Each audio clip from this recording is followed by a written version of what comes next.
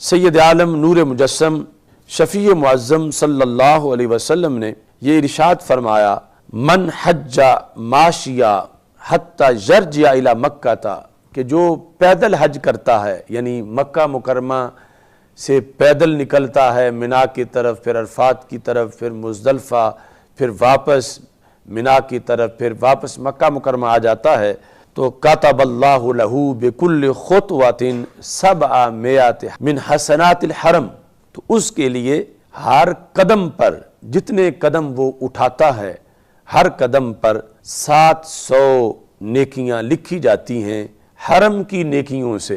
تو عام نیکی اور ہے، حرم کی نیکی اور ہے۔ تو فرمایا پیدل جب چلتا ہے تو اسے ہر قدم پر حرم والی 700 نیکیاں ملتی ہیں۔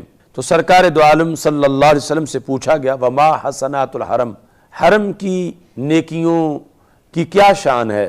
یعنی عام نیکیاں اس کو نہیں ملتی، اس کو 700 نیکیاں حرم والی ملتی ہیں۔ تو حرم کی ایک نیکی کا کیا مقام ہے؟ تو ہمارے آقا صلی اللہ علیہ وسلم نے ارشاد فرمایا، بکل حسنۃ 100,000 حسنہ، حرم کی ایک نیکی عام نیکیوں میں 1,00,000 نیکی کے برابر ہوتی ہے۔ یعنی ایک طرف حرم کی نیکی ہو اور دوسری طرف حرم کے علاوہ جو نیک کام کیے گئے ان کی 1,00,000 نیکی ہو، تو حرم کی ایک نیکی اس 1,00,000 نیکی کے برابر ہوتی ہے۔ اتنا بڑا حرم کی نیکی کا مقام ہے، تو پھر ہر قدم پر اس کو 700 حرم کی نیکی ملتی ہے، اور حرم کی ایک نیکی جو ہے وہ 1,00,000 نیکی کے برابر ہے۔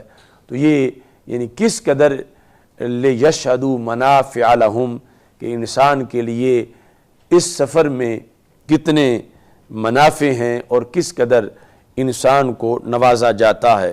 یہاں تک کہ ہمارے آقا صلی اللہ علیہ وسلم سے سیدہ عائشہ صدیقہ رضی اللہ تعالی عنہا روایت کرتی ہیں، ان الملائکۃ لتصافح رکبان الحجاج وتعتنق المشاة، کہ فرشتے حاجیوں کا جب استقبال کرتے ہیں تو جو حاجی سواری پر ہیں ان سے فرشتے مصافحہ کرتے ہیں، اور جو پیدل چل رہے ہیں ان سے معانقہ کرتے ہیں۔